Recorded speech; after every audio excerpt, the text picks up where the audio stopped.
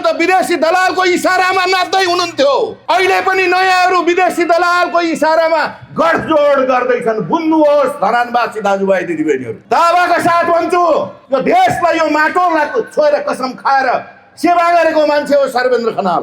यो यहाँको जेन्जी भाइ बहिनीहरूलाई यिनीहरूले राखेको यो पुस्ताको माग हामी सबैको माग हो भनेर म आएको हुँ। मलाई केही चाहिएर आएको छैन। छोडिदिनुहोस् त्यस्ता मन्त्री र प्रधानमन्त्रीको कुरा। त आइजिपी हुँदै गर्दा कानुन बोकेको प्रहरी डरोका साथ उभिएको आइजिपी हो यो। म हुँ भन्ने प्रधानमन्त्री मन्त्रीहरूलाई मुद्दामा राखेर बदमास गरे हुनाले है। राम्रालाई त जय नेपाल सलामै गरेको थिएँ नि, तर बदमास गर्ने भ्रष्टलाई लगेर कानुनी कठघरामा हाल्नुपर्छ भनेर भन्ने मान्छे यही नै हो। यसकारण म आज तपाईँलाई साथ दिँदैछु। मलाई अघि भन्नुभयो पूर्व आइजिपी भन्नुभयो। अब यो मलाई पूर्व आइजिपी त हो, जिन्दगीभर कमाएको त्यो आइजिपी, पैसा कमाएको आइजिपी होइन, फेरि आइजिपी चाहिँ कमाएको हो। यो पनि भनिदिन्छु स्पष्ट, मलाई पनि साह्रै पीडा भयो।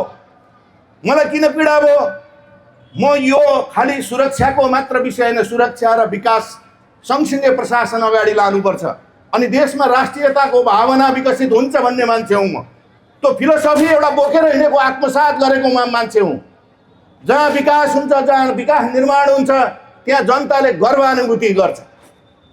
जहाँ सुरक्षित हुन्छ त्यहाँ मानिसले आनन्दका आर्थिक क्रियाकलापहरू चलायमान गर्छन्।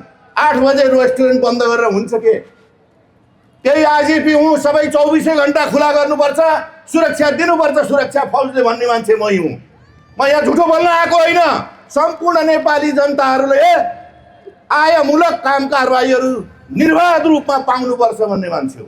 त्यो विचार बोकेको कारण म तपाईँहरूको अगाडि यहाँ उपस्थित भएको।